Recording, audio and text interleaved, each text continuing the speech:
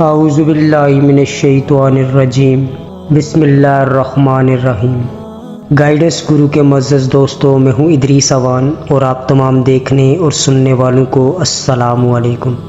ناظرین، آج کا موضوع ہے کہ حضرت نوح علیہ السلام کے زمانے میں طوفان نوح میں جب ساری دنیا غرق ہو گئی تھی تو شیطان کہاں تھا اور کیسے زندہ بچ گیا تھا؟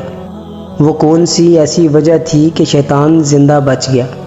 چلیے آج کی ویڈیو میں جانتے ہیں، مگر ویڈیو میں آگے بڑھنے سے پہلے آپ تمام حضرات سے گزارش ہے کہ اگر آپ ہمارے چینل پر نئے ہیں تو برائے مہربانی ہمارے اس منفرد چینل کو سبسکرائب ضرور کر دیجیے گا اور ساتھ ہی لگے بیل آئیکن کے بٹن کو بھی پریس کر دیجیے گا تاکہ مستقبل میں آنے والی ہر نئی ویڈیو کا نوٹیفیکیشن آپ کو بآسانی مل سکے۔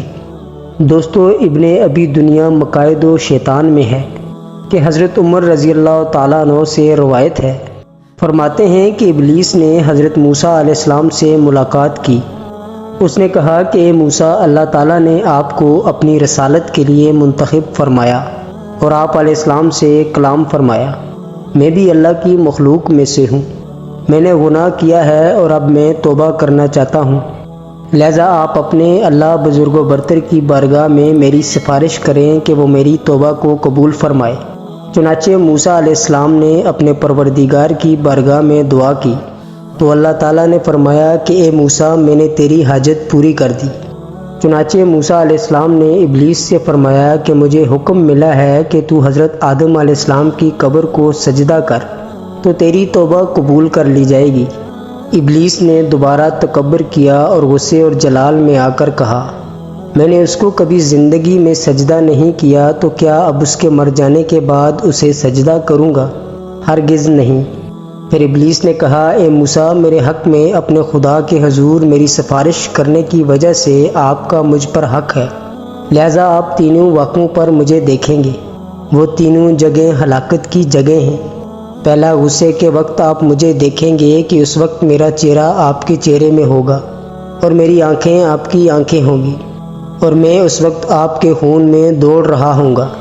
دوسرا، دو لشکروں اسلام و کفر کے درمیان جنگ کے وقت بھی مجھے یاد کریں کہ اس وقت بھی میں انسانوں کے بیچ میں ہوتا ہوں اور اس کو اس کے گھر اور بیوی بچوں کی یاد دلاتا ہوں تاکہ وہ پیٹھ دکھا کر بھاگ جائیں۔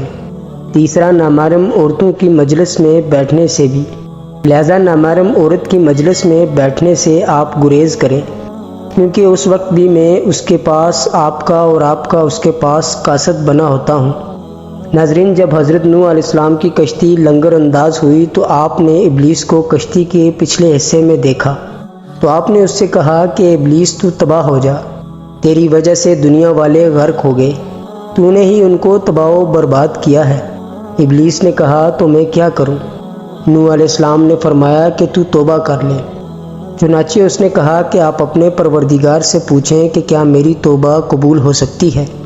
حضرت نوح علیہ السلام نے اپنے پروردگار کے حضور دعا کی تو اللہ تعالیٰ نے آپ علیہ السلام کی طرف وحی نازل کی اور فرمایا کہ اس کی توبہ کی صورت یہی ہے کہ وہ آدم کی قبر کو سجدہ کر لے۔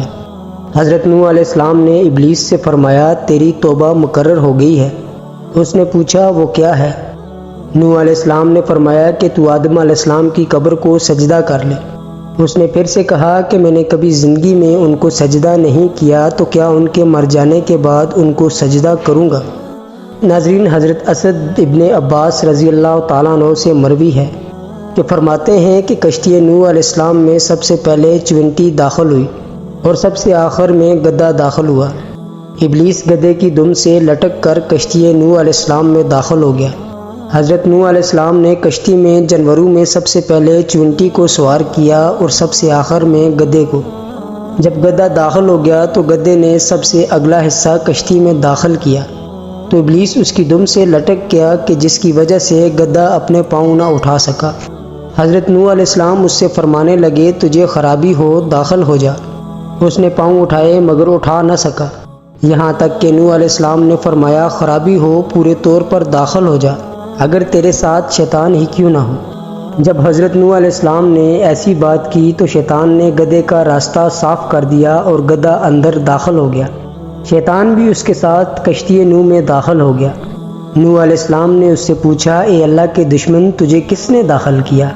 اس نے کہا آپ نے گدے سے نہیں کہا تھا کہ پوری طرح داخل ہو جا اگر تیرے ساتھ شیطان ہی کیوں نہ ہو۔ حضرت نوح علیہ السلام نے فرمایا چل میرے پاس سے نکل جا۔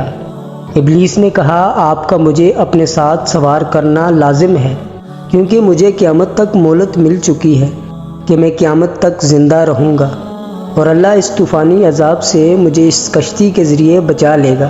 چنانچہ ابلیس کشتی کی چھت پر سوار ہو گیا۔ ناظرین، حضرت ابن عباس رضی اللہ تعالیٰ عنہ سے مروی ہے کہ وہ روایت کرتے ہیں کہ جب اللہ تعالیٰ نے گدھے کو کشتی پر سوار کرنے کا ارادہ فرمایا تو نوح علیہ السلام نے گدھے کے دونوں کان پکڑے اور ابلیس نے اس کی دم پکڑ لی۔ نوح علیہ السلام اس کو اپنی طرف کھینچنے لگے اور ابلیس ملعون اسے اپنی طرف کھینچنے لگا۔ حضرت نوح علیہ السلام نے فرمایا اے شیطان داخل ہو جا، تو گدھا داخل ہو گیا۔ ابلیس بھی اس کے ساتھ داخل ہو گیا۔ جب کشتی روانہ ہو گئی تو ابلیس اس کی دم پہ بیٹھ کر گانے لگا۔ تو حضرت نوح علیہ السلام نے اس سے فرمایا کہ تجھے خرابی ہو تجھے کس نے اجازت دی؟ ابلیس نے کہا آپ نے۔ نوح علیہ السلام نے پوچھا کہ میں نے کب اجازت دی؟ ابلیس نے کہا کہ جب آپ نے گدھے سے کہا کہ اے شیطان داخل ہو جا، چنانچہ میں آپ کی اجازت سے کشتی میں داخل ہو گیا۔ ناظرین، ایک اور جگہ روایت ہے کہ ابلیس کشتی میں سوار ہونے کے لیے آیا تو نوح علیہ السلام نے اسے دفع فرما دیا۔ ابلیس نے کہا کہ اے نوح مجھے تو مہلت مل چکی ہے اور تمہارا مجھ پر کوئی بس نہیں چل سکتا کیونکہ اللہ تعالیٰ نے مجھے قیامت تک زندہ رہنے کی مہلت دی ہے، آپ مجھے سوار ہونے سے منع نہیں کر سکتے۔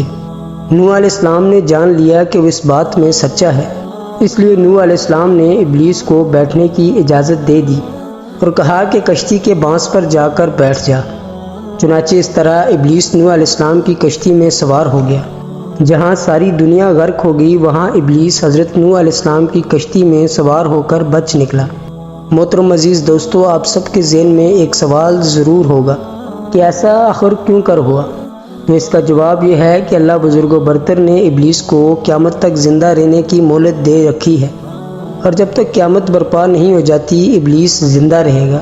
اس لیے اللہ پاک نے نوح علیہ السلام کے وقت بھی ابلیس کو کشتی میں سوار کرنے کا حکم دیا اور اس طرح ابلیس ملعون بچ نکلا۔